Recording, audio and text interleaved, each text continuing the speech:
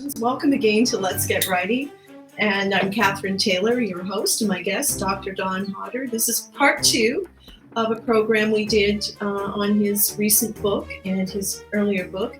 But when you're doing your own production and going live on Facebook, there's always glitches and little things that you have to keep track of. And I'm not used to having a guest in here with me because most of what I do these days is virtual.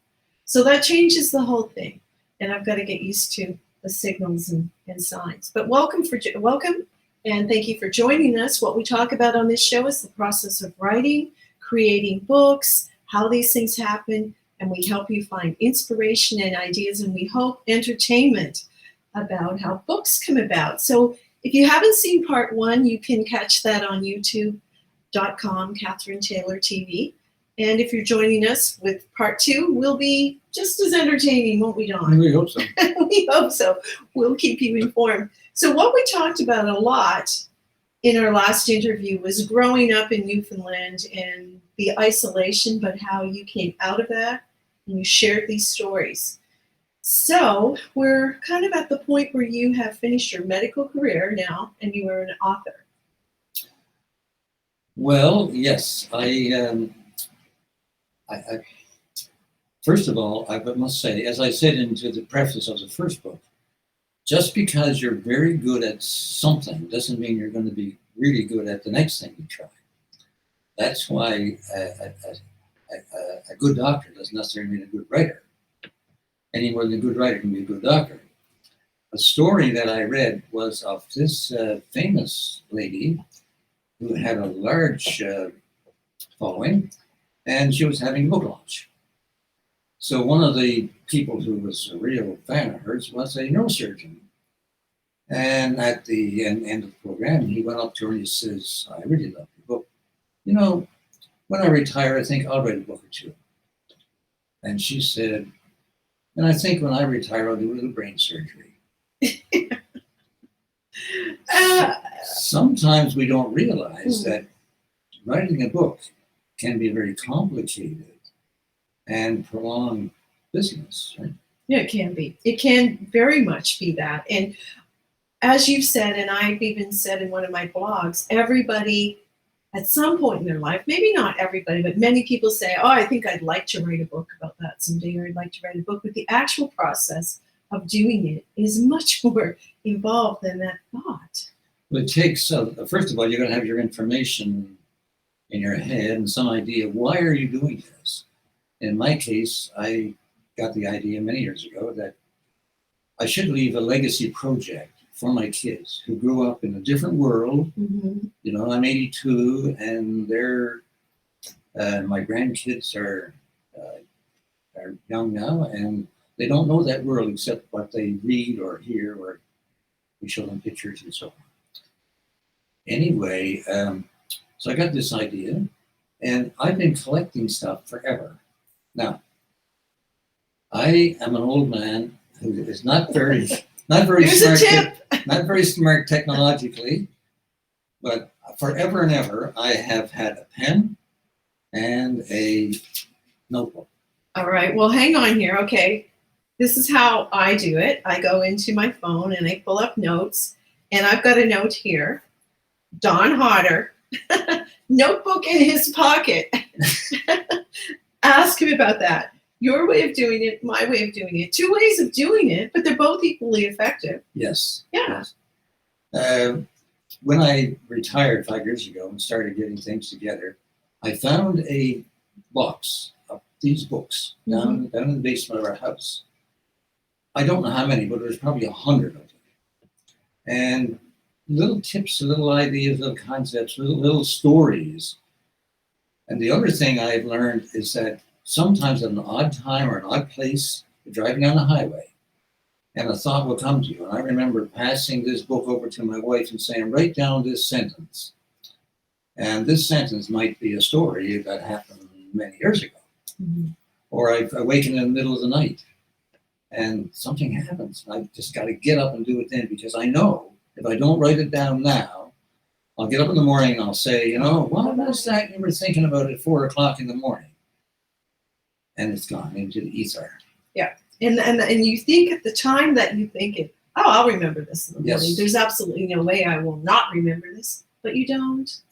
Well, my brother had an expression, which I put in the preface to this one, which says, a short pencil is better than a long memory.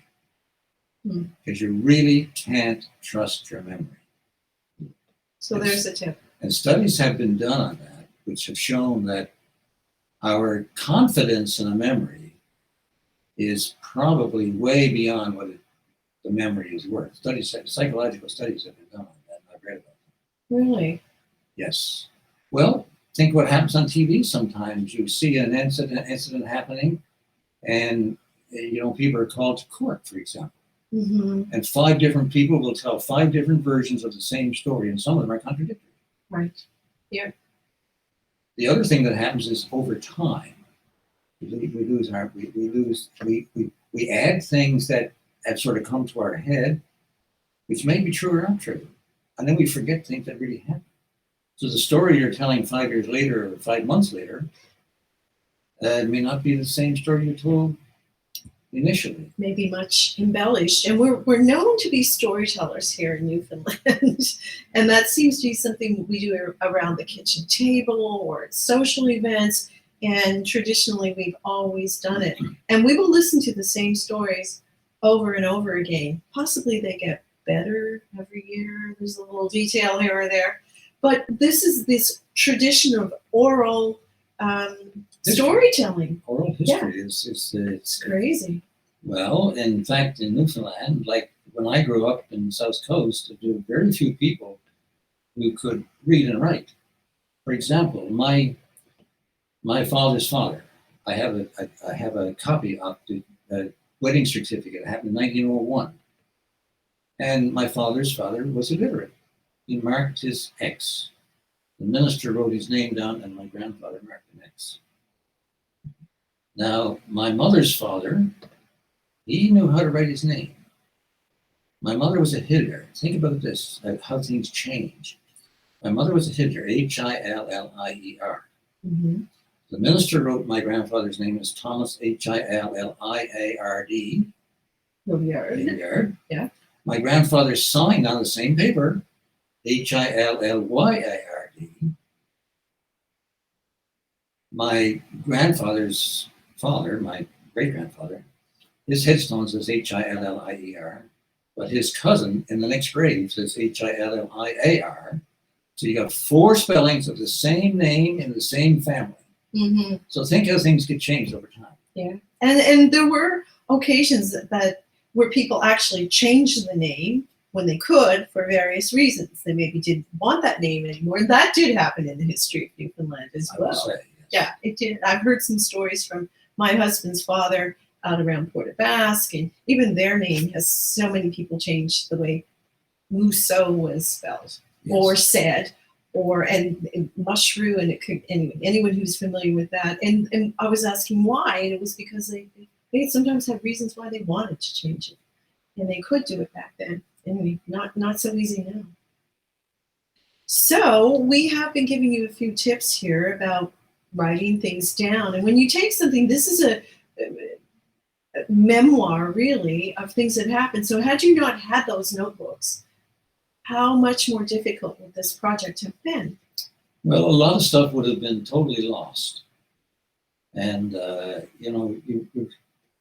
sometimes you remember things in a different way that may not have happened, or you may change the place it happened. I know one of the stories I tell in this book was about when I was teaching in a little community on Notre Dame Bay, isolated community, and we had a Christmas program. And we had one of the big guys in school set up to play the part of Santa Claus. And of course, right at the critical moment, what do you get? Stage fright. So nobody was going to be Santa Claus. And here I was at that time, maybe 140 pounds, 5'9", 140 pounds, playing the part of Santa Claus. And so I'd put the suit on and go out, and the place roared with laughter. And the word spread, oh, Santa Claus has gone on diet. Well, Santa Claus is dying. He won't be around next year because he got some flesh-eating disease or something, right? So it was a funny thing eventually, right? Yeah. But at the moment it was. So these are little stories like that come back to you. And so you had that guideline, but then how did you approach it? How did you take all this material and how did you bring it together? Well, I sort of organized it according to, as you look at the table of contents, a lot of it is family, a lot of it is medical, and then I divided medical into serious stuff and funny stuff. Mm-hmm. So a lot of serious stuff and funny stuff. And some of it will bring you to tears. Some of it has a beautiful ending, right? One of the stories I have here is a mother brings in her 3-year-old daughter because when she was putting her to bed last night, she noted blood on her panties. And so she gave her a bath. Next morning, she gets up and the same thing has happened. So now she brings her to the doctor urgently. So now the doctor's got a problem. Dr. Big, is this a social problem or is this a medical problem? So I say, okay, it's got to be a medical problem. So I phone the ultrasound people and I say, I want an ultrasound on this child's bladder and kidneys today, if I can get it. This is urgent. And they did. The next morning, I get a report. This 3-year-old has a kidney cancer, Wilms tumor, the most common one in children. So within another day, I have her into the Janeway, and she has her kidney out. Now that's a serious story, but there's a follow-up to that story. 2 years later, she's 5 years old now, so she and her great-grandmother are baking cookies. And she insists that her grandmother or mother come to the clinic and bring Dr. Hodder some raisin buns for his lunch. Real emotional connection here. Mm-hmm. So Dr. Hodder eats the cookies, and then he writes her a thank you note, which is in the book. It's a little bit of doggerel over it. It all rhymes and so on. Yeah. So she saved that, and many years later, she grew up and got an education, became a school teacher. I was at her wedding some years ago, and when we had our book launch, she allowed me to publish that book in the book. So I gave her a copy. She brought that little note to there to show me. She still had that 25 years later, but she had it laminated so that it wouldn't get crumpled up and so on, right? Isn't that a wonderful story? It is a wonderful story. And there's so many, I mean, your role as a physician in communities, you came in contact with so many people. And there were just so many stories, I'm sure, that you could tell about those experiences, both heart-wrenching and heartwarming. Mm. I have had a most wonderful life. It was very challenging. I grew up in a small community of fewer than 400 people. And as I said in part one, nobody had ever graduated from high school. And a little one-room school with 30 kids. Mm-hmm. My teacher in grade 11, I'd just done grade 11 the year before. She was 16 years old, and I was 14 when we started grade 11. And I gave her credit for getting me through. Mm-hmm. Well, glad she did. It's a long journey a circuitous journey from little one-room school in an isolated community to Convocation Hall at Dalhousie Medical School. So 15 years. Mm-hmm. Yeah, and a lot of it is in the books. So you had these stories. You took how long? I mean, from the time you conceived you wanted to do this legacy book till you held it in your hands. What was the time frame? This one was at least 5 years. Mm-hmm. I had all this stuff gathered together, now coordinating it, putting the stories together, and so on, and writing many versions. And I did have help. Some friends of mine, educated people, teachers, doctors, dentists, and so on, would read my articles and say, there's a mistake here, or maybe this paragraph should go behind this one, and so on, right?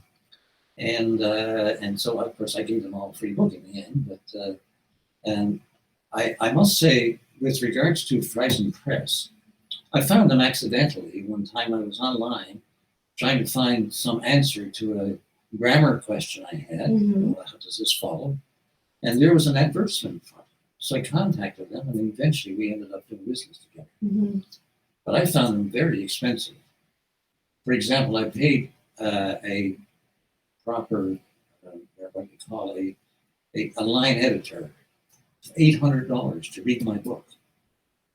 And he or she, I don't know who it was, he or she missed a lot of little things, punctuation stuff, grammar stuff, which the one thing that I found out that people read what they think should be there, and sometimes a little typing, like a letter left off, like making now becomes a not or something, right? Mhm. And that can make the difference between what you really mean, what you don't want to say. What shall we say? Yeah. And I mean, when you make decisions, and actually I do myself work with I call them Frisian Press.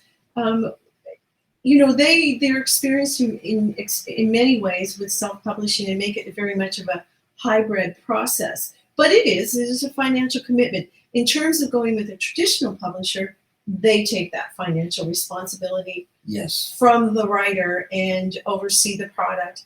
And so, I mean, I'm sure the costs are still there, but it's a different model. Totally different costs. This book cost me to print. Mhm. This was close to $10,000, Mm-hmm. and I haven't sold a book yet, haven't bought a book yet, and so on. Right. Whereas this one here cost me about $3,000. Right, and you again is self-published, but done in a more local way. Friesen Yes. are a very professional Yes. company that offer This many essentially is a better book. services. But what happens? But this, I learned there's got to be a writer. mm-hmm. There's got to be a printer, a publisher, who takes the book and organizes it, and you've got a book designer who designs the book in a certain way, gets you pictures or puts your pictures where they should be, and so on, formats it properly, and all this kind of stuff. And then you've got to have someone who's going to market that book for you Mm-hmm. and sell it, right? So, and then returns will come in. This second book, Follow Your Leftover stew. Leftover Stew, basically a lot of the stuff was left over from this book, this first one, because the publisher said that book is too big. It's Mhm. almost 500 pages. So I added more stuff to it, and we made another book. Yeah, and it was done locally. You worked with Kachamoyan here. I did. I Yeah. was introduced to her by a friend of mine who also published a book, and I contacted her, and she was my book designer. Yeah. So this cost me a whole lot less than the other one. It's not such a big book, and it's not in hardcover, and it's not online. But it is an example of the many choices and the many different ways you can approach writing Yes. a book. If someone, I mean, we see, and I deal quite a bit with people who are with traditional publishers, and that part, they write the book and a lot of the rest of it's taken out of their hands. Marketing, no, because writers themselves have to be very active in marketing their books these days, and the more they can do that, the better the sales. But in this case, you took it all on. You had the experience of the first book, which undoubtedly helped. It really did help, yes, Yes. yes. And so this book was done by myself. It was organized as a book designer. Katja calls herself a book designer. Mm-hmm. She's very clever. I'm would very recommend her, familiar. and anybody wants to contact her, if she will allow me, I will give you her name and number. But then I had to find a printer. So I went to various printers in St. John's and locally and said, "But how much is it going to cost me to print this book? It's maybe 150 pages." And so it varied. It varied greatly. From I can give you so many books for $3 or $8 or $10 or whatever. Right? And so basically with this book, I just bought the books. I bought in hundreds of copies. Just distributed around. And people email me and say, send me a book. I don't know if we said it yet on this program. We haven't said it yet on this program. To get the book, available locally in central Newfoundland at different drugstores and so on. But also, you can email directly to Dr. Hodder, and we have set up a link for you to make that easy. And you can email him and request the book. $20 and $25 to ship anywhere in Canada. And if you're watching from somewhere else, he'll make it work. If you want the book, you'll get the book. Well, so far, I've sent the books as far as St. John's on the east, and as far as Vancouver on the west, and as far as south as Alabama. There you go. So we've sent them a lot of them around the Atlantic provinces. Excellent. And also, and I'm not sure if we have mentioned it because this is part 2, but the proceeds from both your books have gone to charity. To charity. This book we netted $6,000, and that went to the music festival here in Grand Falls, Windsor, the Salvation Army Social Services, and the hospital foundation. The foundation. So that's in Central Health Foundation. This one here is all. That's whatever we make on this one. The leftover stew is going to go to the local food bank. Right. Central Newfoundland Food Bank. That's Grand Falls, Windsor, Bush Falls. Yes, that covers, which is a very, very important cause to support, especially at this challenging time when people are often not receiving the incomes that they're used to. So thank you for doing that. Let's just go back a little bit to talk about your involvement with the community. Again, you've been so much involved with Kiwanis because I remember every year you used to come in and see me. You never failed, and you wanted support, and which I was very happy to provide. But you've been very, very active in that manner in the community. Yes, I've been in Kiwanis now for this year will be 45 years actually. And of course, with COVID, we've been less active than we were before. But with the music festival, I've been very active. Now, I don't sing, and I don't dance, and I don't play music, but I'm an organizer, and that's very important because if you can organize, you can raise funds. And I've been chairman of that committee back years ago, a couple of years, and have taken time off from my work to donate during the festival in March, usually in March. And wonderful experiences, wonderful. One of the pictures I got in the book is when I'm president of Kiwanis Club. I'm donating in this book. I'm donating $2,000, I think it was, to one of our local students here who became won our music festival scholarship that year. And she's now probably retired because this is many years ago. But she became a well-known music teacher. So these are memories that, memories for her, but memories for us. It's a picture for her. And memories that make a community. And I think as someone who maybe is not from here, could still read these books because I find the stories have a very universal message. They really do. They're heartwarming. They are a kind of a time capsule of what life was like in Newfoundland at the time when you were practicing as a physician, when you grew up. I mean, as I said in the first show, I was totally amazed that we were still so isolated here and had so few things that other places already had, and yet you were able to rise above all of that. I've been truly blessed, actually. And as far as, like, I practiced medicine for 45 years. And when I came here, we were working in the hospital, and we did emergency department. We assisted the surgeons, delivered babies, did surgery in the emergency department, what we used to call lumps and bumps. You know, which the surgeons didn't want to do, but anyway, we did a lot of them, and so on. We could do them. We used to have one guy on the emergency department every day. So you want to send somebody down for cyst removal or whatever, you didn't have to go to the surgeon and wait for 2 years. It was done. And the other thing that happened, of course, we had very few super specialists, like we had one cardiologist here. He couldn't be on duty all the time, so we had to look after people with heart attacks We had no neurologists who would look at people's strokes. We had one obstetrician gynecologist.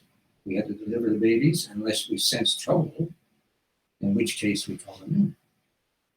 And in those days, we had no ultrasound, and half the twins that were born before ultrasound came, half the twins, even on the best of hands, were undetected until the first one came out. That was in the story in this book. I couldn't believe it. I was like, Yes. how? Did you have no idea that there were two babies in there? One of the stories I tell here No, I hadn't. is about a 48-year-old lady having her babies at 48. Got caught on the change, as they say, right? Mm-hmm. And so I was not her doctor, but I was on duty, so I delivered her baby, and everything was fine. She was a beautiful baby. He was crying lustily, and that's wonderful, right? Then I go to deliver the after birth, and the leg comes out. So there's somebody else in there, so we delivered that one too, and then she got a beautiful twin. Yeah. Beautiful twin. Yeah, I thought that was a pretty interesting story. And the other one related to babies arriving, where there was a mother and she did not want to leave because she had to finish the soap opera. And you talked, Yes. whatever, Days of Our Lives. And she needed the last 15 minutes before she was going to go in the ambulance. So anyway. Well, this happens, yes. Yeah. And so read about that. And I think that's in this book. That's Yeah. in the second book. Yeah. And then you had in the reception, but in your waiting area, you had a TV, and there were early in the morning, someone didn't want to go in because they wanted to see something on. So you rearranged the schedule. These things would not happen today. I don't think they would. I think these stories are a wonderful memory and just a wonderful slice of life. Some of the stories here, most of the stories here are a lot of them have to do with my grandkids, Mhm. like Teddy and Kelly. I don't know if you remember reading about. Do we have time to tell a story? Well, we're getting a little tight on time. We're going to wrap up very short. If you want to make it very Okay. quick. I can make it very quick. Okay. We one of our oldest granddaughter, Kelly. She lives in Ontario. She lives 30 minutes from the airport, Spearson Airport. So she's going to be 7 years old. So we go up for her birthday. So on the way to her home, I'm sitting in the back seat, and I'm saying, "Oh, Kelly, Poppy loves you so much. I wish you could stay a little girl forever." She says, "Poppy, aren't you aware of the cycle of life?" And I said, "Tell me about the cycle of life." And she said, "Well, I'm a little girl now, but someday I'm going to grow up, go to college like my mom and dad, find myself a nice husband, and we'll have our own family." I said, "You will?" "Yes," she said, "that's how it works." She's 7 years old. And so I said, "Well, in that case, then your mother would be a grandmother." "Oh, she'll be a grandmother and you'll be dead." There's an uplifting The conversation. Lion King. Watch the Lion King. It was an allegory, right? She watched the Lion King and she knew this is what happened. Mhm. Isn't that amazing? Yeah, it is amazing. So many amazing stories. Well, again, I want to thank you so much for the time. We did 2 shows. We were planning for 1 and we did 2 because it was so much to cover. I'm not sure if we answered all the questions for people with self-publishing, but if not, you can always reach out to Dr. Hodder with your questions and we will try to make sure you get answers. Hodder218@gmail.com. Okay, and I would put that up if I had access to my computer, but I don't with these types of shows. I'm used to being more virtual. Well, thank you for joining us on Let's Get Writing. I'm Catherine Taylor. This is Dr. Don Hodder. I hope you've enjoyed the conversation and I hope we've inspired you perhaps to write a book, and if not, read a couple of great books and support Dr. Hodder and the charities. Thank you so much. Thank you for having me. Bye now.